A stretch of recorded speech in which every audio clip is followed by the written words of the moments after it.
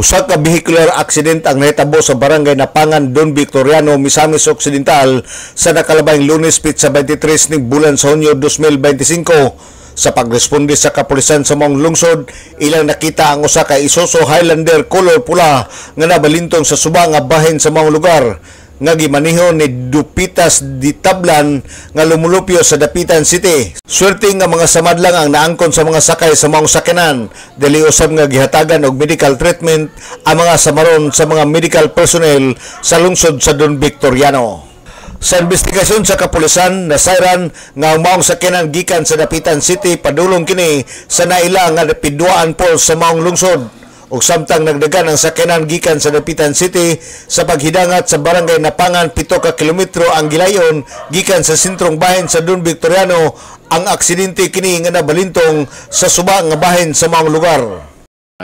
So immediately, even the truth, even we have not able to meet 5 minutes response because of the Bali uphill road sa atong area.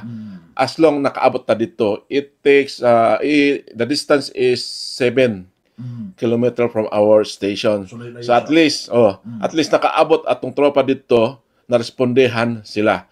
So upon arrival sa scene sa aksidente, nakita na nato katong isa ka red Isuzu Highlander, murag na tortured siya na malingtong sa suba. Okay, so sa pangpang sa suba na siya. Okay, nag-agi sila sa kanang uncemented road. So they are come from Polo, Dapitan, going to our very popular na ports diri sa atong Don Vic, Piduaan Ports. So dito sila nag-agi, kaya siguro dili na memorize di sa kabihasa sa dalan sa road nato, dito na aksidente ang katong Highlander. So driven by Dupitas di Tablan from Polo, Dapitan, Sambu Norte.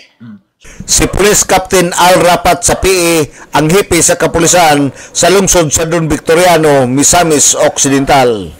Human sa medical treatment nga gihatag sa medical personnel sa maong lungsod, nag-request kini nga mopauli sa Dapitan City hinuon mga minor injury lang ang naangkon sa mga pasahero sa maong sakyanan.